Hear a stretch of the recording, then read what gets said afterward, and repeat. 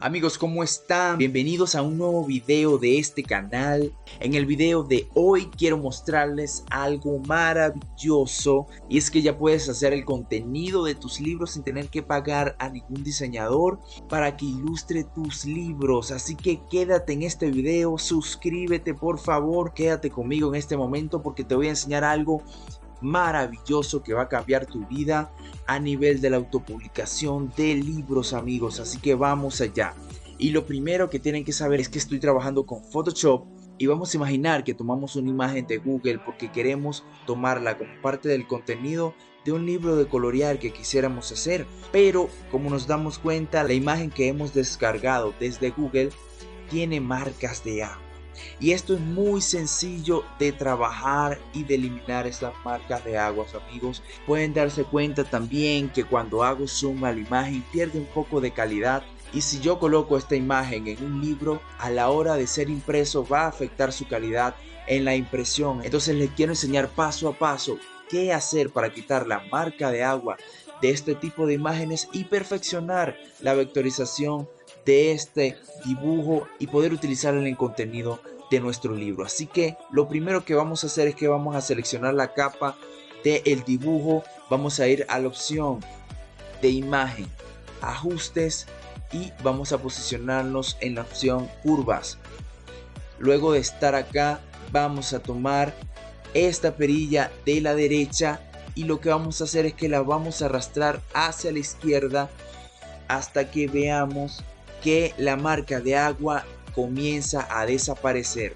Lo que va a hacer esta opción es que va a aumentar el brillo, los niveles de blanco de este dibujo, y va a ir restando aquellos colores en la escala de gris más cercanos a blanco. Así que vamos a hacerlo y podemos ir notando cómo va desapareciendo la marca de agua. En el momento que desaparezca, ahí mismo nos detenemos y le damos OK.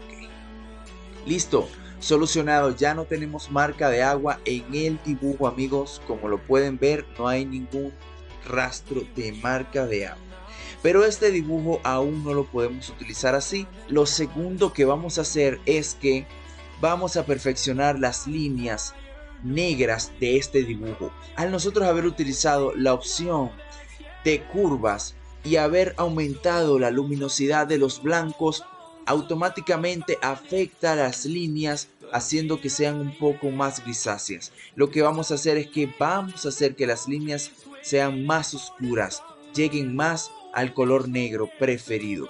Entonces vamos a imagen, ajustes, curvas de nuevo. En este caso vamos a agarrar la perilla que está en el área oscura y lo vamos a mover hacia la derecha hasta que consigamos un color más oscuro en las líneas. Vamos a hacerlo y ahí está bien. Ya tenemos un grosor y un color de línea totalmente negro. Podemos darle OK.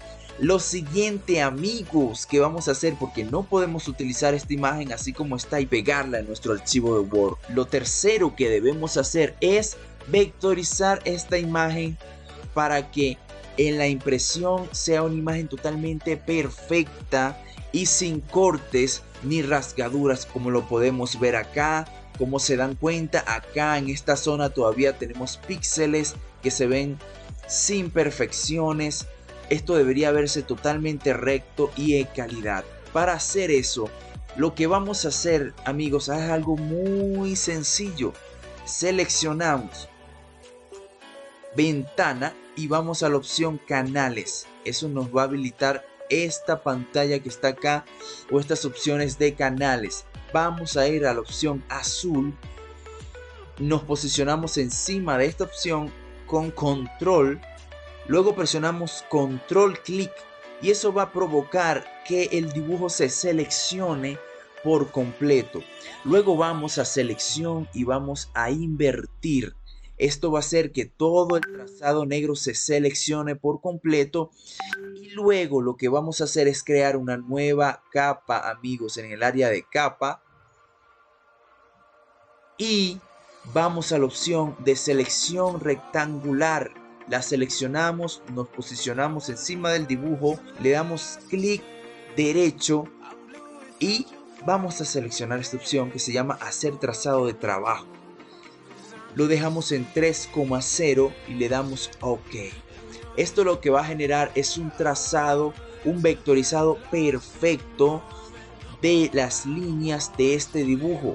Luego lo que vamos a hacer es que vamos a quitar el visor de la imagen de fondo y de esta forma nos va a quedar la vectorización de este dibujo. Para culminar este trabajo, amigos, necesitamos de una herramienta llamada CorelDRAW. Y lo que vamos a hacer es que vamos a exportar este archivo.